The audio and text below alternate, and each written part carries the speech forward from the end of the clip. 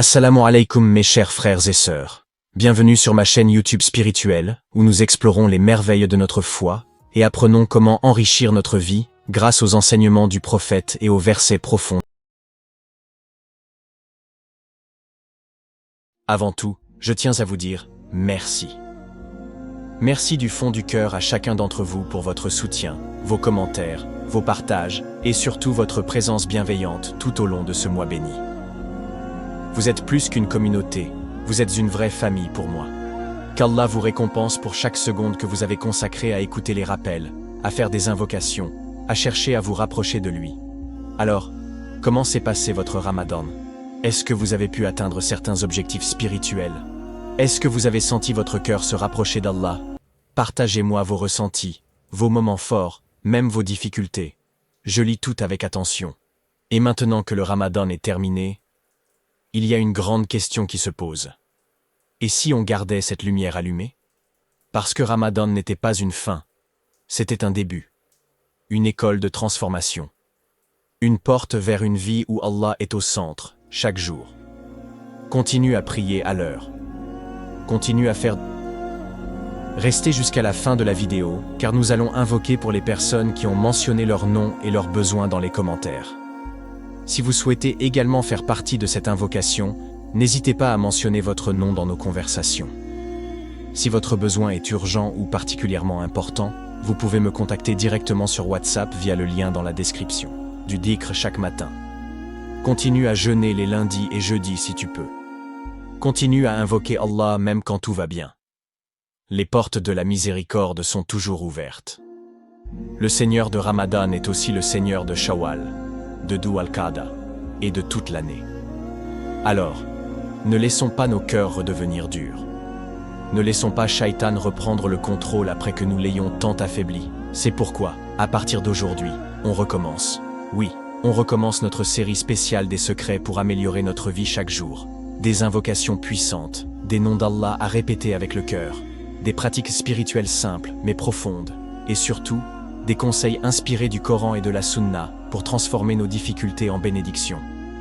Qu'Allah vous préserve, qu'il accepte votre jeûne, vos prières, vos larmes, vos invocations, et qu'il vous inscrive parmi ses serviteurs constants, sincères et aimés. Je vous aime en Allah, et je vous dis, restons ensemble sur ce chemin de lumière. Ya Allah, toi qui es le très patient, toi qui vois la douleur cachée derrière chaque sourire, toi qui entends les gémissements du cœur quand personne ne les entend. Je viens à toi aujourd'hui, pas avec des mots parfaits, mais avec un cœur brisé, fatigué, épuisé par les épreuves. Je viens à toi car tu es la seule lumière dans l'obscurité, le seul refuge quand les murs de la vie se referment. Ya Allah. Accorde-moi la patience.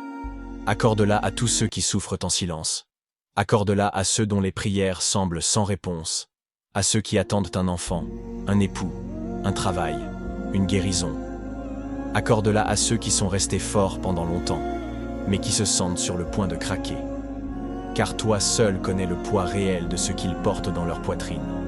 Ô toi qui as dit dans le Coran, et fais preuve de patience. En vérité, Allah est avec les patients. Sourate Al-Anfal, 8:46. Cette promesse, Ya Allah, nous y croyons. Même si la douleur dure, même si la délivrance tarde, nous savons que tu es avec nous. Nous savons que ta présence suffit, mais nos cœurs sont faibles, Ya Rab. Et parfois la nuit semble plus longue que nos forces. Ya Allah, enseigne-nous la patience de ton prophète Ayoub, alayhi salam, qui a tout perdu sauf sa foi en toi.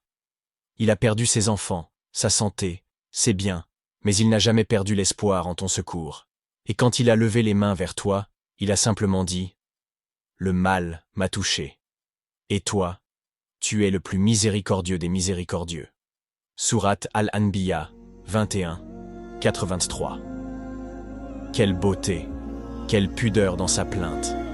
Ya Allah, rends-nous capables d'avoir cette noblesse dans l'épreuve. Fais que notre douleur ne devienne jamais une plainte contre toi, mais un pont vers toi. Apprends-nous à transformer chaque larme en invocation, chaque silence en adoration, chaque nuit en ascension vers toi. Ya Allah, toi qui es As-Sabour, le très patient. Combien de fois nous t'avons désobéi?